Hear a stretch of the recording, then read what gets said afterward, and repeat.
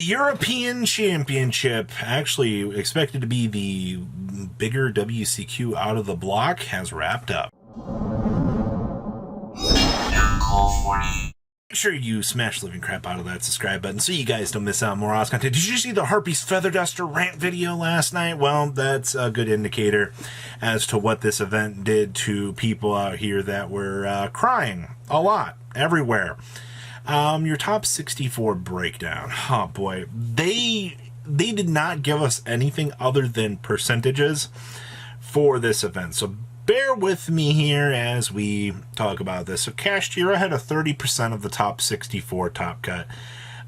That's not terrible, actually. It's not exactly, 33.3% of the field, but it's pretty close, actually. And considering a lot of how this event broke down, that's not terrible. Steel Dragon Link had a 16% showing for the top cut of this event. Whoo! And people over here, they're like, Steel Dragon Link's not that good of a deck right now. It was the second most represented deck in the top cut for this event. If you do not think that that deck is relevant right now, what in the world are you doing? Magna Hut is a good card. Who would have guessed? Entire searchability, removal options is good. All right. We had 11% runic variants. I don't know how they wrap this up, because I'm assuming that they tossed the for hire variations in here. I'm assuming that all the sprite variants, all the live twin evil sprite variants are all dumped in here. And instead of, us talking about these as sprite variants, they are now runic variants. So I don't have a exact breakdown for you on what the sub count number is, or if this is like pure runic. I don't know. But 11% of your playing field was that.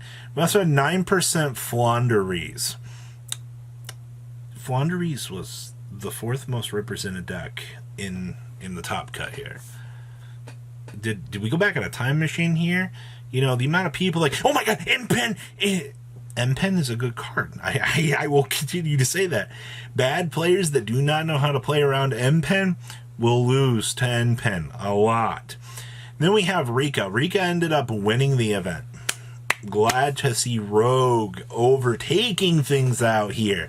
Also, every region having a different story out here, because, out of Oceania, we did, in fact, see Purely coming in that second place. So I think that's pretty impressive. And then we had Branded out here with an 8% as well, tying with Rika in terms of numbers. And then we have this giant pie chart up here of what we're going to call the other sector.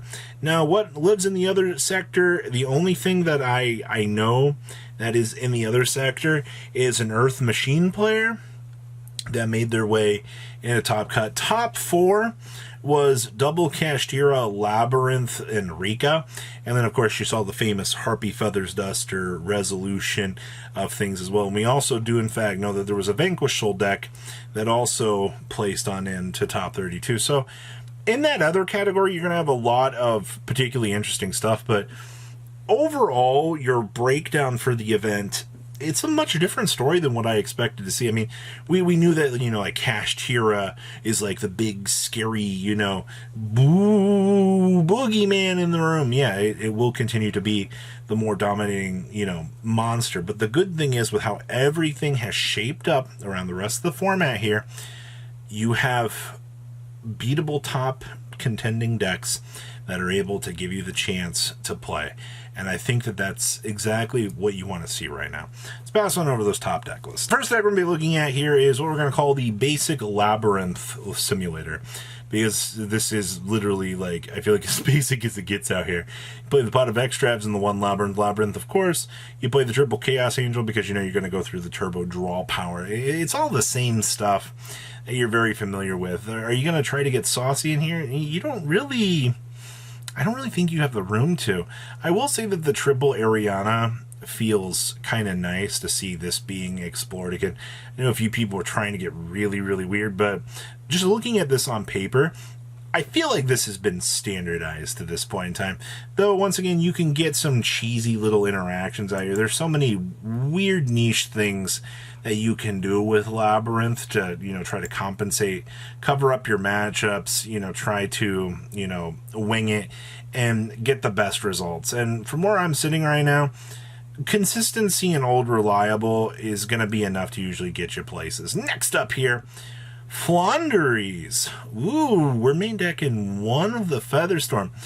I will say, being able to thrust into the Featherstorm or be able to thrust into a Dark Ruler No More for a board break, thrust is actually incredible right now. Like, this card is actually pretty nuts. It's actually kind of cool also to see that we're back on Ultimate Slayer down here. I have not seen Ultimate Slayer kind of feel like a relevant card for quite some time. So to see that we're kind of, dusting off the old tricks, a lot of the old stuff that, we've been very used to seeing. Okay, and we're also on Triple Dimension Shifter in here as well. So we're taking advantage of a lot of the same old tricks that this deck was using in the past, and we're actually doing it more effectively. Shout out to Dark Samorg here. You have the Dark Samorg lock still relevantly existing out here, and then of course the additional Harpy's Featherstorms down here, as well as you need to side them in. Alright, good stuff. I like what I'm seeing for this. Next up here, we have Earth Box, or Earth Machina. Good stuff. I was reading a few comments from people today, and they were like, I never understood what the win condition for this deck is. Big Monster Go Burr.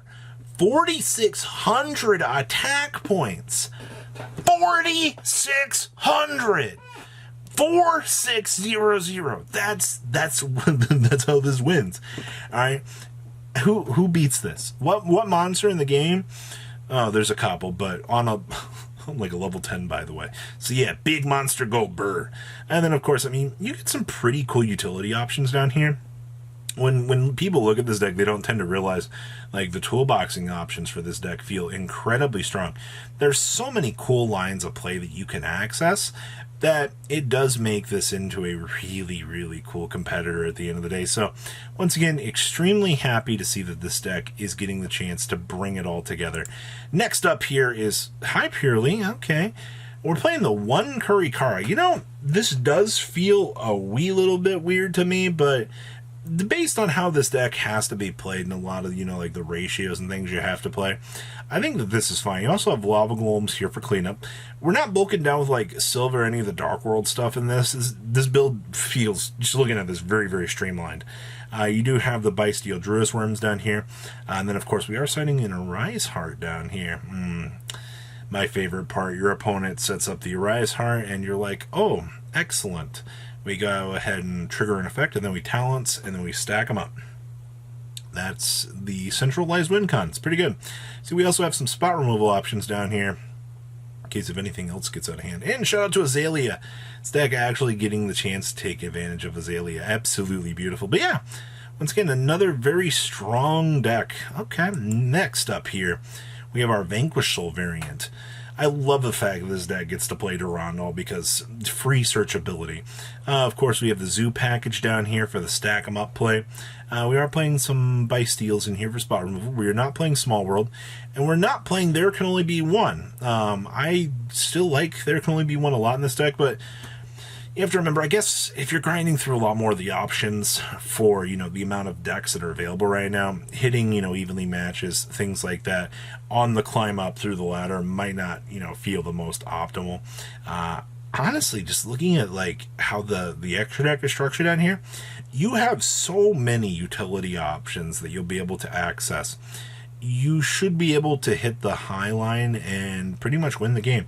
I just also love the fact that we can Chaos Angel out of nowhere here because, we have big guys plus level 4. So, incredibly cool.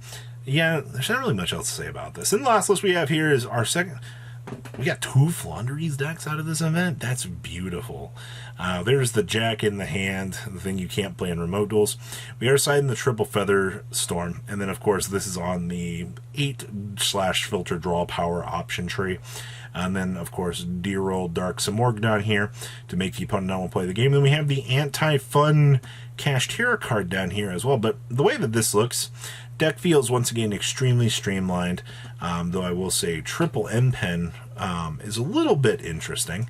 I guess, like, if you see the card, like, you should win the game unless your opponent has an immediate out for it.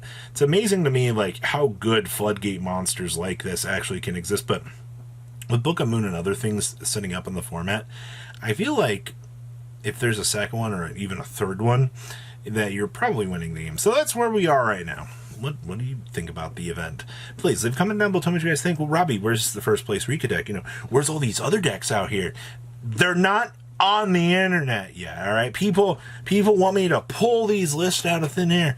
They don't exist, all right? Info is, you can't share something that doesn't exist, and I can't wait to read all the comments going, where's the list? What do you want me to tell you?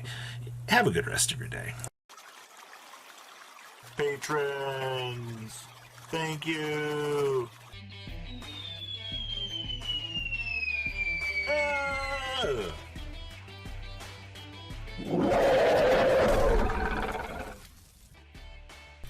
Thank you so much for watching. Check out these other videos.